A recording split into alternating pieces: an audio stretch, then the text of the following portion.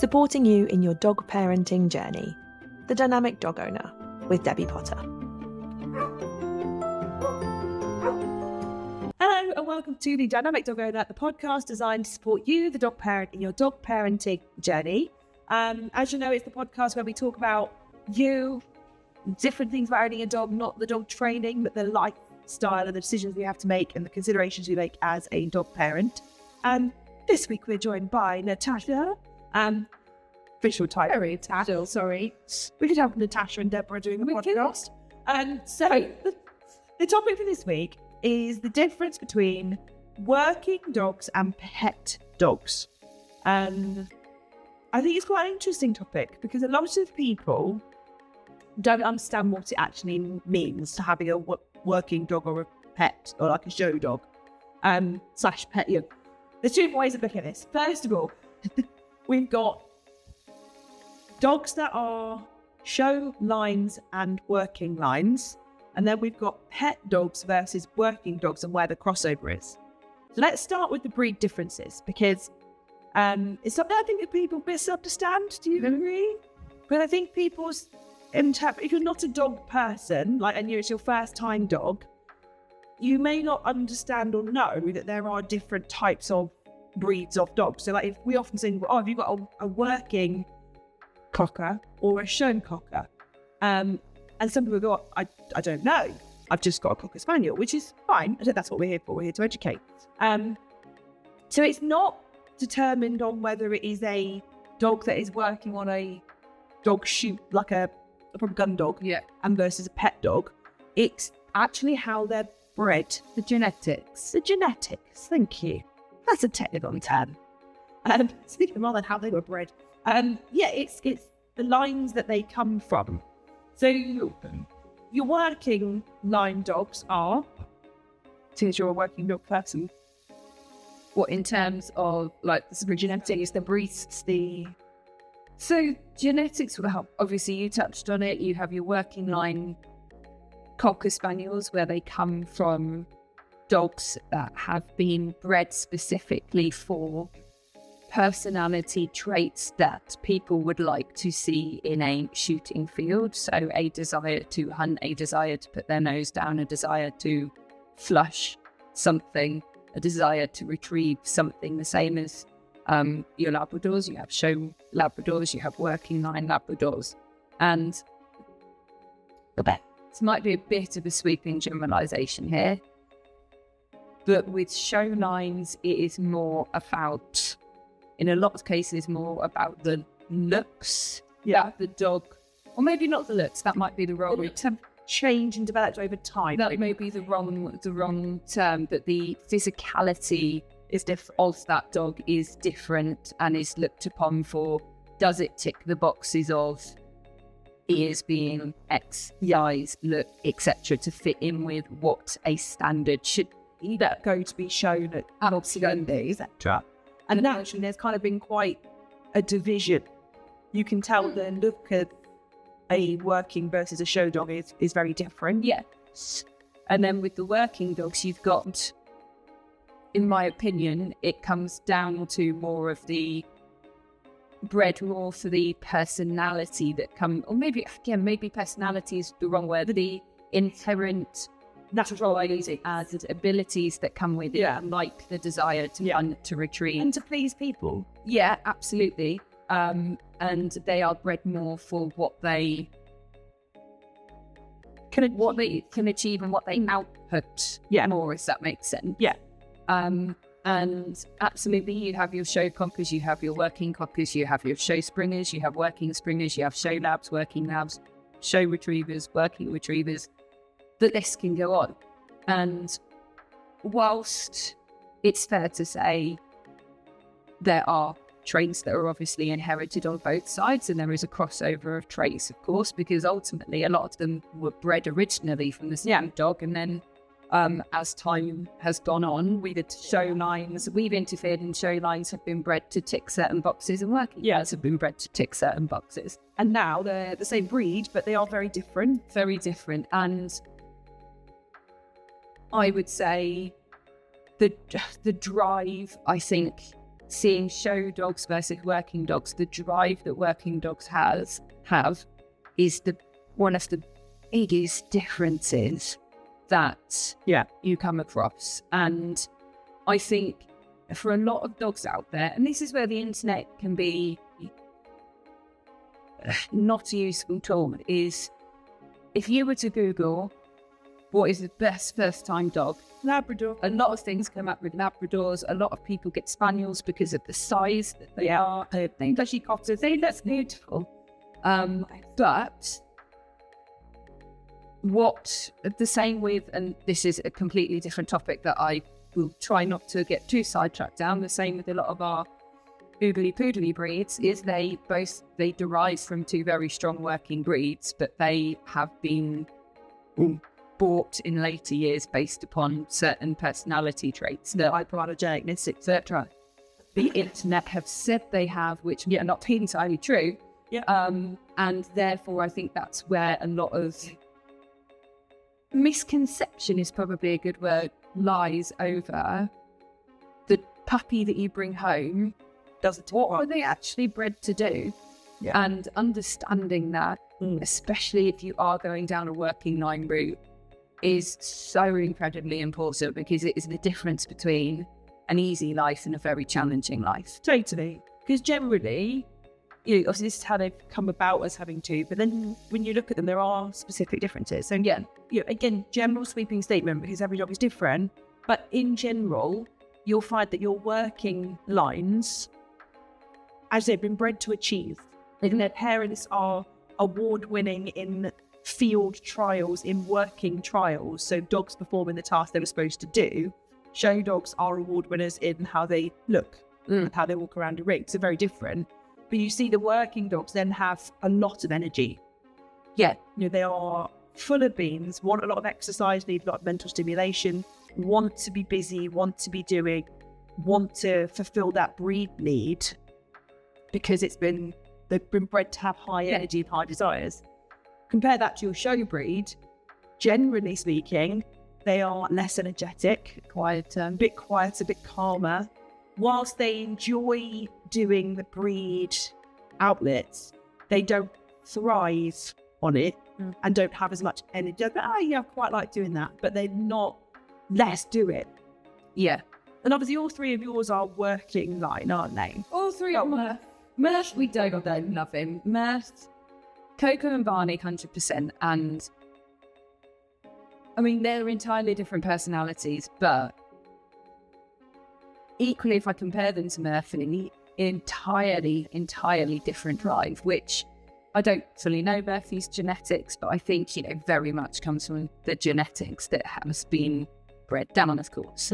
If I look at Barney's parents, both are trialing dogs, both have won trials, both have an exceptionally high working drive, and are both exceptionally good in the field that they work in.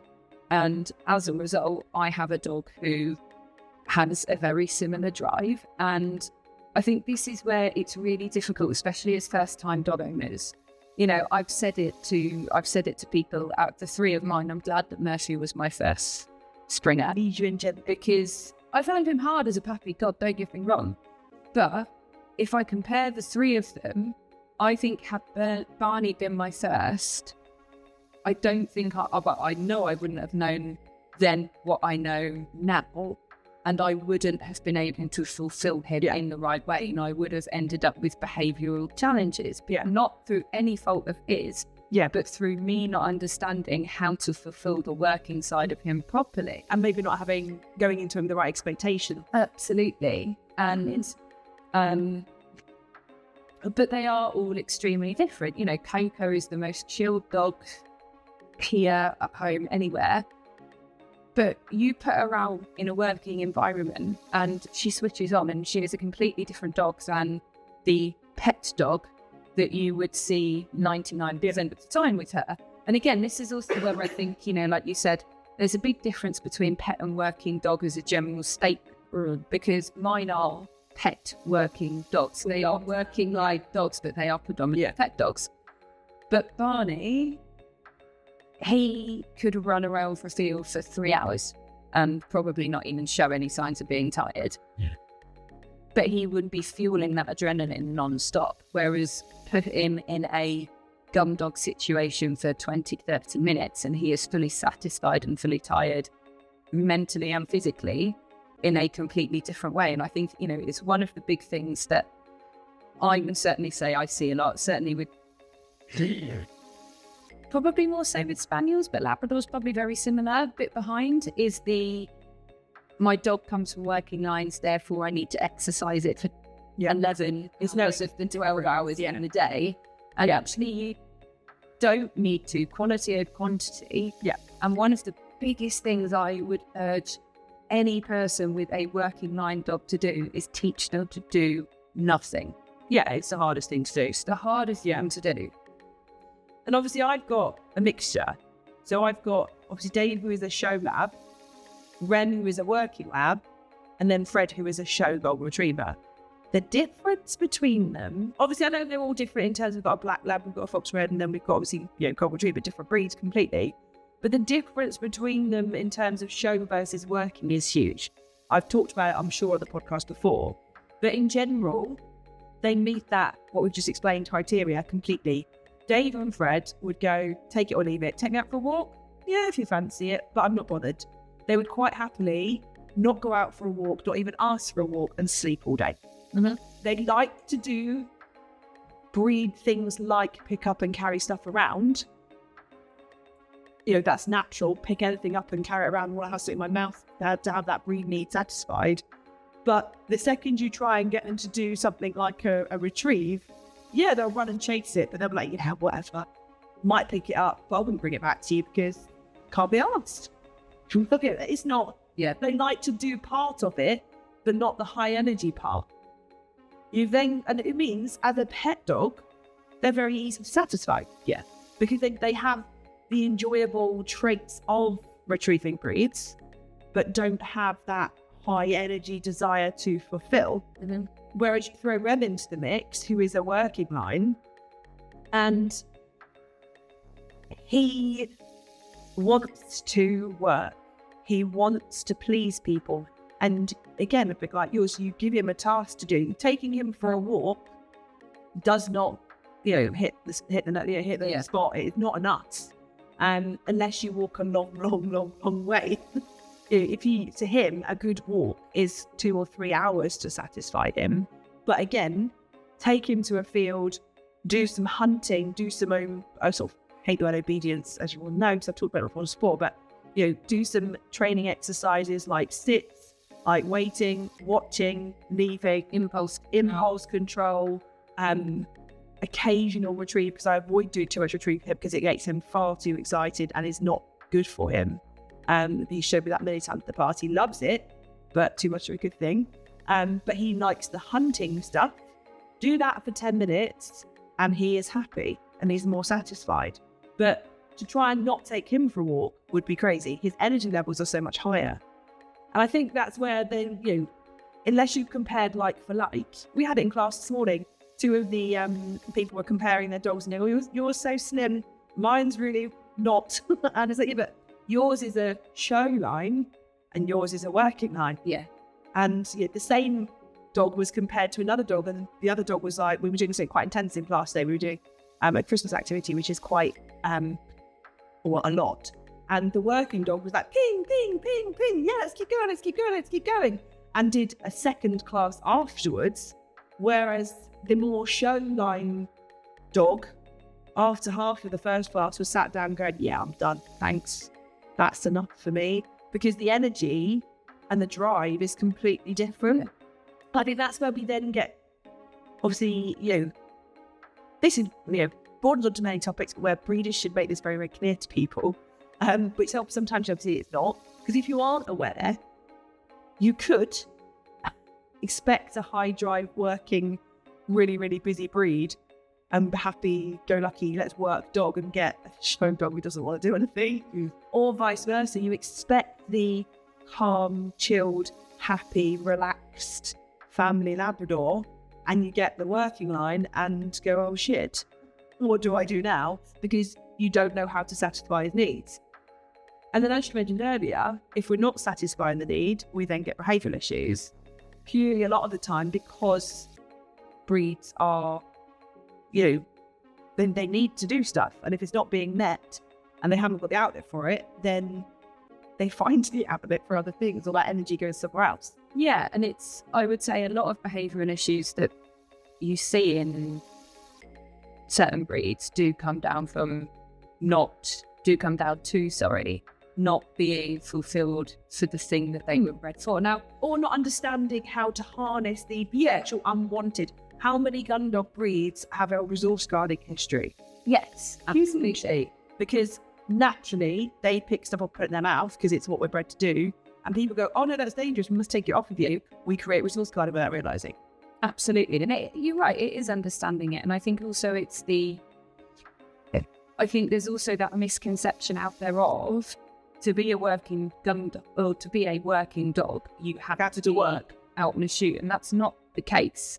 Because we've had it before in the past where you've said to people, oh, but you've got a working dog. Oh no, I haven't. I don't work my dog. Yeah. No, but you have a working breed. So yes, you don't work your dog as a working dog, but you have a dog that wants to do it or has the ability to do it. And that's where we border into that working pet dog. And which, like we're saying, you don't have to work, somebody can if you want to. And I work two-thirds of mine. Coco is currently my main working dog.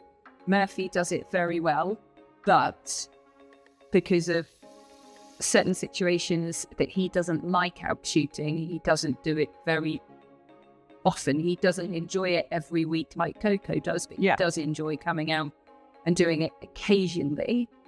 Barney, I hope to work next season, and I already know based on the drive that he shows and, in theory, the same lines that he shares with Coco, he's probably, obviously we can't say for certain until it happens, but I'd be very, very surprised if he wasn't the same as she was. Now, just because I like to work mine doesn't mean that you have to. There is nothing wrong. I know people with working line dogs, who do things like truffle hunting or for fun, or just general fun scent work. That'd be me. Because I'm the opposite. Yeah, I have a working breed dog. I have no desire to work. I have time to work him.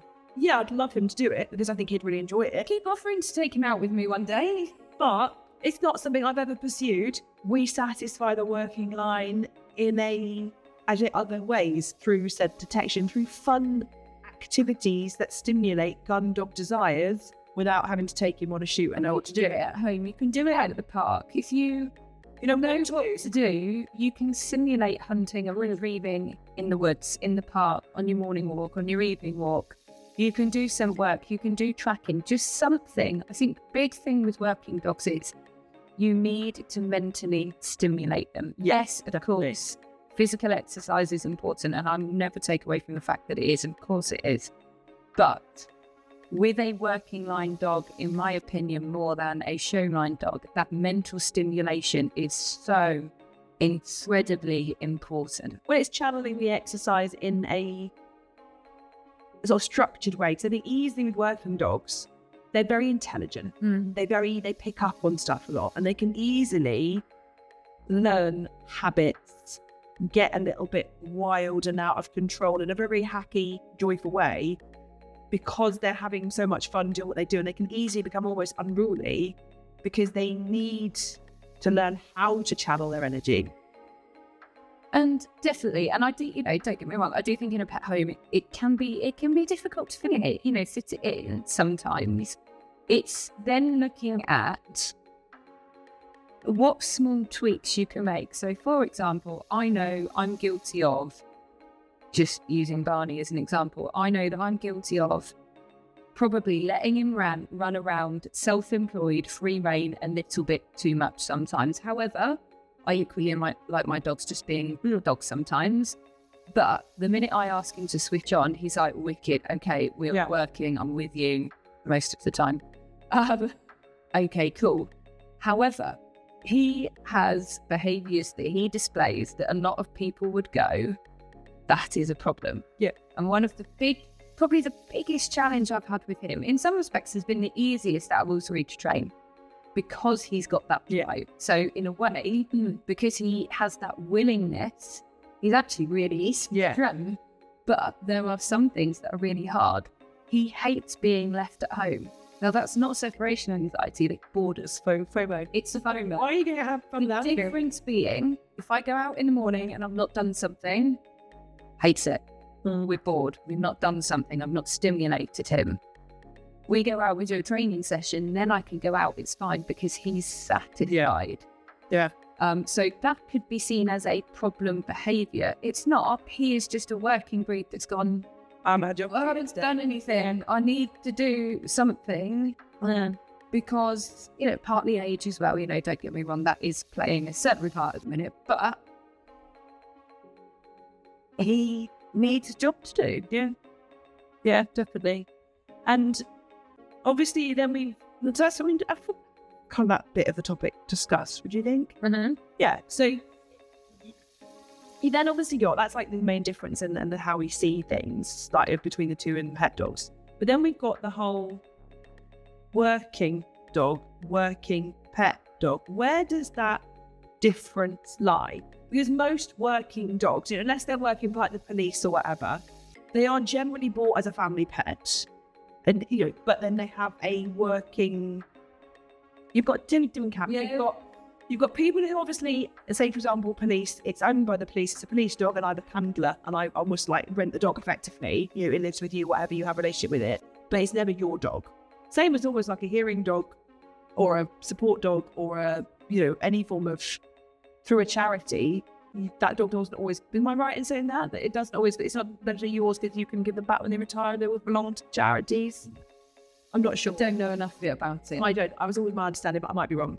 You've then obviously got people who go, like you almost, who go, I want to do working stuff. I want a dog that can come be with me, but it's my pet dog.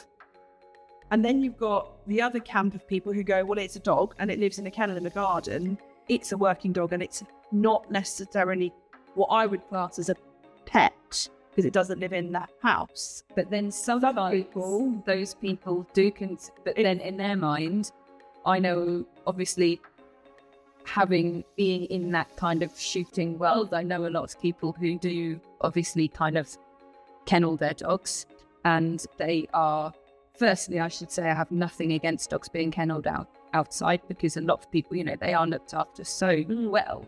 They still consider their dogs a pet dog, and it is, I think it's very much in the eye of the beholder. Oh, totally. And you're right, it's a very grey working it, or massively, isn't it, as to where does that differentiate? Massively. Because I consider my dogs pet working dogs. 90% of the time, they are pet dogs. 3-4 months of the year, they are pet working dogs. Yeah. No shoots. Yeah. Outside of that, I do lots of gun dog work with them. I am trying to go to some working tests and things next year. But I still consider them It's a hobby rather than dog. They've got to earn their keep.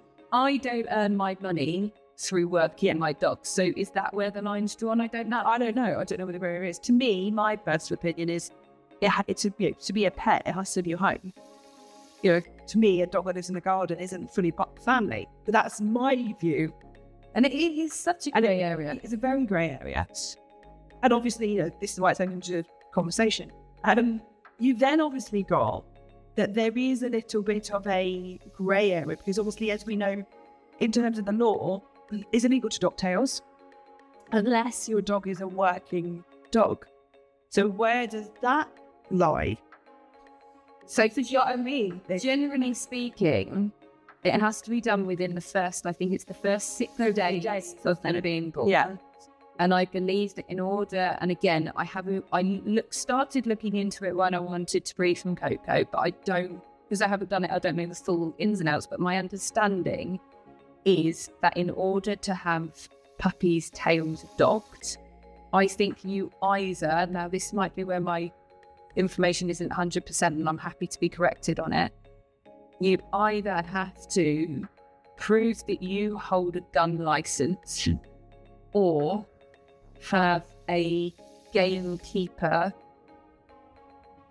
certify that you work your dog on their chute in order to dog their tail, is my understanding, but I'm very happy to be corrected if I'm wrong. And obviously, sometimes breeders don't know who their puppies are going to. So how would they know that at that time where their future is? Do you know what I mean? It becomes really great. And I think this is why it's a really great area. A lot of... Yeah, and I think I've seen both. I've seen breeders who breed working line dogs go, well, my dogs are being docked because they predominantly want to sell them to a home where they're going to be worked. Yeah. And I, without being shocking, I fully support working line dogs, not necessarily going to a shoot working home, but a working home. I hope that where they're gathering yet breed specific outlets, effectively. Absolutely, yeah. Because that's the thing, we kind of, just to put it out there, you don't have to be experienced, be a trainer, have knowledge of working dogs to have a working breed dog. You just have to be open to doing what that dog needs. Absolutely. And that's where, and I've talked about it loads in the past, that all of my dogs have different activities, different lifestyles, even though they all live together, because they all need something very different. And I often feel guilty because I'll leave Dave and Fred at home loads and I'll take Rem out by himself because he needs more. The more exercise he gets, the better his behaviour becomes, the more relaxed he is. Whereas the opposite, the more I take Fred out, the more stressed he becomes. And the more he gets, his behaviour declines because he's tired. So it's not necessarily that, you can't have a working dog if you're a general family home. You just have to understand what they need. Yes. Yeah, you just have to be willing to fulfill that desire. And take it on board. Somehow. Definitely. But yeah, it's a really weird, sort of funny grey area, isn't it? Because I said there's misconception about the differences between the breeds. You've got that, is it a working dog, is it a pet dog? And I think, again, people may disagree with me and I have no problem with that, I think there's also this misconception out there, Rolls, that because you are buying a puppy from a working gun dog, that it's ready-made. And isn't that with every puppy though? Well, in a way, to a certain point. And I think with gun dogs, they are looked at as very well trained, well disciplined. There's also that elitism that people assume they are, and status symbol. A lot of those dogs are that way because no one will see, unless you know someone who does, the kind of trialing and the really serious stuff, no one will see the hours and the miles that those people travel to put into getting their dog to the point it has got to. But just because you're buying a puppy from two exceptionally well-trained dogs, that doesn't mean that is how that puppy's... No. It takes a lot of time and effort to get them to that point. And equally, then obviously from a training point of view, absolutely, and a skill point of view. But you can say exactly the same about just a general non-work. Oh yeah, absolutely. People will say, oh, well, the mum was lovely, the dad was lovely, my friend had a puppy from that litter and they're a lovely puppy, why is mine not? And again, it's not a ready-made cookie cutter. Yeah, well, that goes in, this is what we get, because there's so many other factors that influence who that puppy becomes. Yeah. And I think I suppose it's that misconception we have again, isn't it? There's so many ideas, instant reality, and absolutely that are out there. Absolutely. And I suppose the purpose of this, we can talk about this for ages, but we're not going to because you'll get bored. The main will start rambling, which we're probably starting to do by this point anyway. The main point of obviously today's podcast topic is to kind of know who your dog is, know what their lines are, know where they come from, and then take that on board when you're thinking about what to do with them, how to help them get them to be happy. And again, random topic, but just because you have a gun dog breed, a lot of people say, oh, they love playing fetch. There we go. It's not the... Well, it's like my pet hate. Can't stand... That's an entirely different podcast altogether. I think we might talk about it in the past. But yeah, fetch is if you think about all the world of a working line dog, that is one tiny element. Yes, they may love it, but it doesn't mean they have to do it. And a lot of people will say to us, oh yeah, but it's fun, I play loads of fetch with them or wear them out. It's not about that. The hardest skill is teaching them to switch off, to teach them manners around it, to teach impulse control. So yeah, I mean, I could go off on the topic about Rem, because Rem would literally play fetch until the cows come home, but it is absolutely not good for him. And that's why we have like a 1-2 fetch rule, and that's it, because it sends him too Murph's is very similar. and he's too enthusiastic. Murph's very similar. And it's why, I'm not saying it's easy, but it's why for me, from 8 weeks old when my puppies come home, for me, I don't have a routine with my dogs. My dogs don't necessarily go out every day. Some people are going to shoot me for that because you've got Springer Spaniels, therefore you should walk them 4 times a day. I completely disagree. And I'd happily talk to anyone about that. But it's why from 8 weeks old when my dogs come home, I teach them that sometimes we do nothing. It's so important. But equally, from my perspective of going out on shoots, it looks fancy. 90% of what my dogs do on a shoot day around is sit and do nothing in the woods, because you're sat there waiting for the gummins to finish having a paw somewhere, and you sat there in the rain and the wind waiting. So 90% of their day isn't actually doing very much. It's almost like sprint training. When they're working and they're working hard. But when they're not, they've got to sit there and do nothing. Yeah, it's really hard. But something I would like to say as well is going back to, that kind of comment of there is, that perception of working dogs, gun dogs, etc. Let's not take away, they have very different breeds, and something, I will say it, let's not take away from the fact of I've got a friend who has got a rare breed dog who she's qualified for crafts for next year. Exciting. Who has put a hell of a lot of work into ring crafts, to obedience. Yeah. Putting in hours of dedication of going to shows to get to that point. So there is absolutely a massive amount of dedication to to show line people who compete in that side of it as well, because that equally, I know we said at the beginning, show lines versus working lines. A lot of show lines, there's physicality that comes into it. Yes, there is, but it's not just about looking pretty. They do also put a hell of a lot of work into that. Being able to tolerate being inspected, being able to understand the environment. Absolutely, that's just what I was about to say. The environments they get inside. They're working gun dog environment in the woods, crafts environment. I know which mine can cope with better. Oh yeah, and definitely vice versa from a show line, which they would cope with. Yeah, so there's utmost respect on both sides for people who really, well, for everybody, of course, but for people who take it that far, take it to the side of both sides. Utmost, appreciation for how much time and effort goes into space. Definitely. Yeah, absolutely. And say it's a good sort of thing, misconception, I suppose, and just topic to talk about, really, isn't it? But I think, like you said, I think the biggest thing comes back to when you are researching what dog to get. You've decided you want a Labrador, you've decided you want a Spaniel. Knowing really different, wonderful. Look at what traits a show line has, what traits a working line has. Does that work for you? Which one fits better to your lifestyle? Which one are you going to be able to give the most of what they need to? And that is and find a breeder who, to me, the best breeders out there are the breeders that say no. The best breeders out there are the breeders who say, no, I'm sorry, that's not right for you. And if a breeder does tell you no, they're not being rude, they're not being mean. They just know they're always into it. Yeah.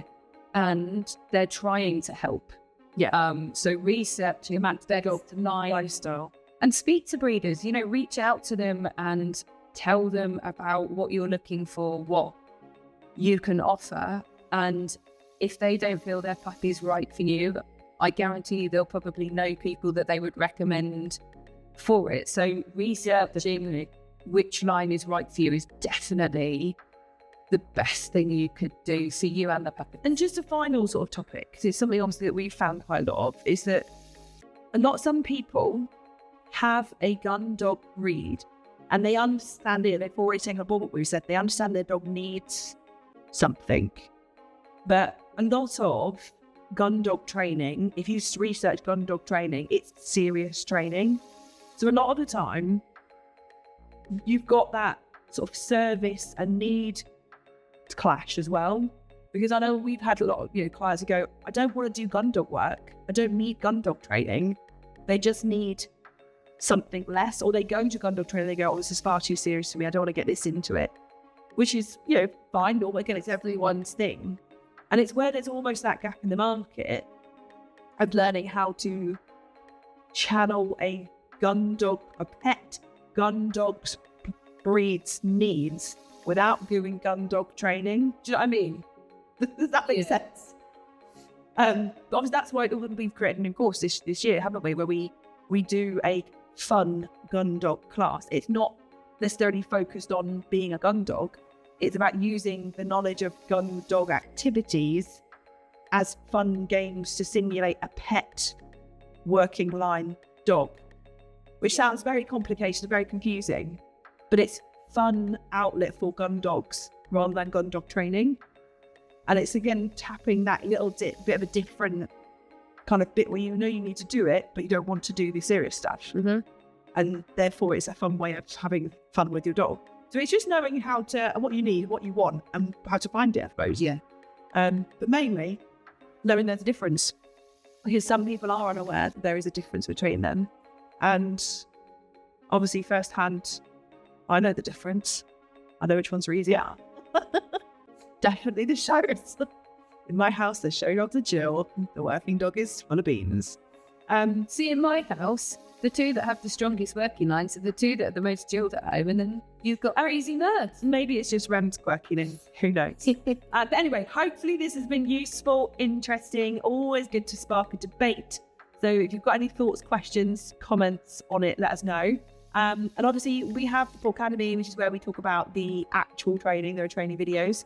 And something that we're going to be adding in there very soon is a whole gun dog exercise, not for gun dogs, but for the pet gun dogs, that little section, so that you can find that way to simulate your pet working gun dog in a pet family. Though that's a weird thing to talk about. Anyway, hopefully it's been useful. Thank you for listening, and we'll catch up with you very soon. If you love listening to the podcast, why not check out the Potter Paw Academy for practical dog training advice and how-to videos. The hub is broken down into sections, and hundreds of pre-recorded videos are there for you to start watching whenever you choose. You can watch them back as many times as you like. You also get to talk to other community members and discuss your training, and benefit from live Q&As with myself where you can get your questions answered. Why not make use of our 3-day free trial where you can access all of the content on the hub absolutely free for 3 days. The link is in the description below, so do check that out. And I can't wait to see you in the hub. Thank you for listening to The Dynamic Dog Owner with me, Debbie Potter. See you next time.